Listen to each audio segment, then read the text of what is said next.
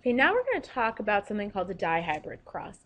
Now, with the dihybrid cross, as you can see, we're talking about two genes instead of one. And these problems really shouldn't be any more difficult than the monohybrid crosses. They just take a little more time because we're talking about two genes at once. You follow the same rules, which may apply to a complete dominant cross or an incomplete dominant cross, but because you're talking about two genes, you will have 4 alleles for each individual, and you will have to do a 16-box Punnett square. So like I said, it just takes a little more time.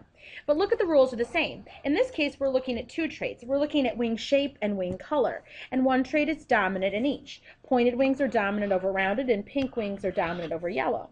So it's very easy to figure out the genotype of our homozygous recessive individual. If it's rounded wings, it must be little t, and if it's yellow wings, it must be little p. For our dominant individual, it's a little more difficult because they could be homozygous dominant or heterozygous for either trait, and you read the problem to figure out which it is. Now before, when we had a 4-box Punnett square, each box would end up with a single allele inside, so you'd have something like this inside the box. But now each one of our boxes is going to have 4 alleles inside, so you'll have something like this inside the box. So we will have to do a slightly different setup, so pay attention and watch for that and make sure you follow those rules. Let's try a problem. Dark hair is dominant over blonde hair, so we write down our key. We'll use D's.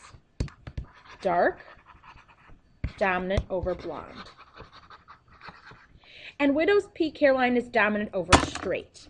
Let's use H for hair. So widow's peak is dominant over straight. Just getting the information from the problem and writing it down. 2 people were both heterozygous for both traits. So I know heterozygous means different, so each person is heterozygous for both traits. Big D, big H, little h. Both people are heterozygous for both traits. Big D, big H, little h. If they had children, what is the genotype and phenotype ratio for the possible offspring? All right, well, it's dihybrid cross, so I know I have to have a really big Punnett square. 16 boxes.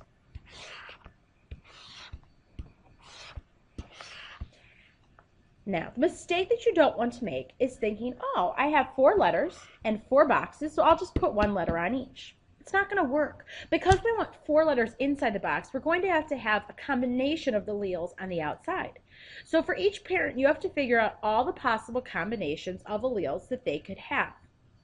To do this, we're going to use something that you use in math class called foiling. So if you haven't done this in math before, FOIL stands for first, outer, inner, last. So we'll take this genotype, big D, big H, little h, and we want to take the first of each allele, the first D and the first H. Then we want to take the outer of each allele, the outer D and the outer H. Then the inner of each, the inner D and the inner H. And then the last of each, the last D and the last H. These are my 4 combinations of alleles, and these are what I want to place on the outside of my Punnett square.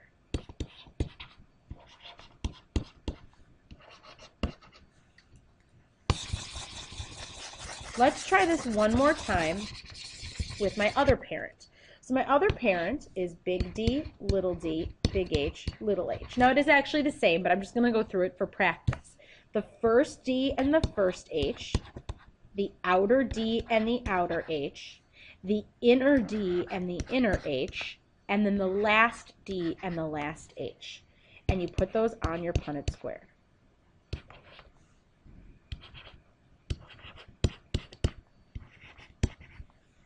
Now, when you fill in your Punnett square, it's going to be really important to stay organized. So because in our problem we decided to keep the D's before the H's and the parents, I want to keep the D's before the H's and the children. So as I fill it in, look and see what I mean. Big D, big H, big H. See how I kept the D's together and the H's together? Big D, big H, little h. Big D, big H, big H. Normally we put the big letters before the little letters, but I've done that here with the D's and with the H's. Big D, big H, little h. So take some time and go ahead and fill in your Punnett square, and if you need to pause the video, go ahead and do that. D. This just takes a second. Like I said, this shouldn't really be any more difficult. It just takes a little while longer to do.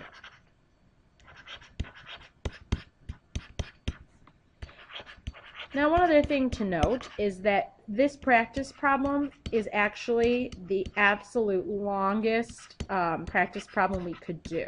Anytime you have two heterozygous parents, that actually sets up the absolute longest practice problem. So you will have some of these that will go a little faster. All right, looking at all my boxes that I filled in, I kept all my D's before my H's, and I kept it all nice and organized. Now, I'm going to erase my key, not because I really want you guys to do that, but I just want a lot of space to write here, so don't erase yours. And it asks me for the genotypes and phenotypes of the offspring. So I'm going to first count my genotypes. And again, this won't be hard, it's just going to take a few seconds. So the way I do this is I start in my very first box and I write down my genotype. So I have a big D, big H, big H. And with these 16-box Punnett squares, I only use fractions. I find that that's a lot easier. So I put a little check because I know I've counted this one, and I go through and I look in all my other boxes for another similar genotype, and I don't find one. So I record that I had 1 out of my 16 boxes is that genotype. And then I go on to the next one. Big D, big H, little h. I write it down, and I go through and I count. I find 1, 2, and that's it. So 2 out of 16. Now notice I didn't reduce my fraction. At this point, you do not want to reduce your fraction. I get the next one. Big D, big H, big H. 1, 2, and that's it.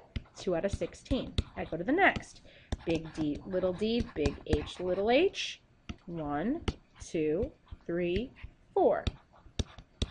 Now don't be frustrated that I'm counting this fast. I've done these problems before, and as you do more of them, you're going to find patterns. If you want to pause the video and keep counting up the genotypes on your own, go ahead and do that. Okay, my next box. Big D, little h, little h. I don't have any more big D, so 1 out of 16. All right, my next one, I'll count, I guess this one, because I still have a big D over it. Big D, little h, little h. 1, and that's it, 1 out of 16. All right, now I have, oh, no, you know what? This one is 2. I just have messy handwriting. I have 2 out of 16. See how you have to be so careful when you count? All right, now I have these 4 left. I have little d, big H. 1 of those. Running out of room here. Little d, big H, little h. 2 of those. 1, 2. And then my last box, I'm going to have to squeeze over here. 1 of my little D's, little H, little H's. Now, at this point, what you want to do is go through and check your work. So the first thing I always do is count up, and I make sure that I counted 16 genotypes. 1, 2, 3, 4, 5, 6, 7, 8, 9, 10, 11, 12, 13, 14, 15, 16. If I was missing one, I'd go through and count again. I also go through and I make sure I didn't double up any of my genotypes, that I didn't accidentally count them separately. And it doesn't look like I did. It looks like I actually have 1, 2, 3, 4, 5, 6, 7, 8, 9 different genotypes here. All right, now I have to count my phenotypes. And what I want you to do when you're counting your phenotypes is I want you to ignore your Punnett square. It will get too confusing if you try to count from the Punnett square. When we found our genotypes, we counted from the Punnett square. But when we're finding our phenotypes, I just want you to count from the genotypes. So I take my first genotype and I figure out what this would be. Big D is dark hair and big H is a widow's peak. So I write that down. Dark hair with a peak. And I go through all my genotypes and I figure out how many dark peaks I have. So I have 1, 2, 3, 4, 5, 6, 7, 8, 9. Now the way I counted so fast is I was just looking for any genotypes that had a big D and a big H, because I know the presence of a big D and a big H means I'd have both dominant traits. So I look through, no big H, no big H, no big D, no big D, no big letters at all. So I know that the rest of these genotypes cannot be dark hair widow's peak. So I go to my next one. Here I have big D, well that's still dark hair.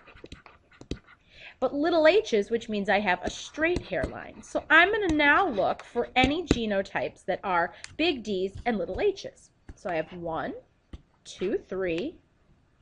That's it. So I have 3 dark straights. I take my next genotype. Little D's, blonde hair, big H's, peak. So that's my next one. Blonde, peak. 1, 2, 3. And then my last genotype over here would be blonde with a straight line. And I just have one of those. So really I should circle all my genotypes and all my phenotypes. So these problems take a while to count out. Remember, this is the absolute longest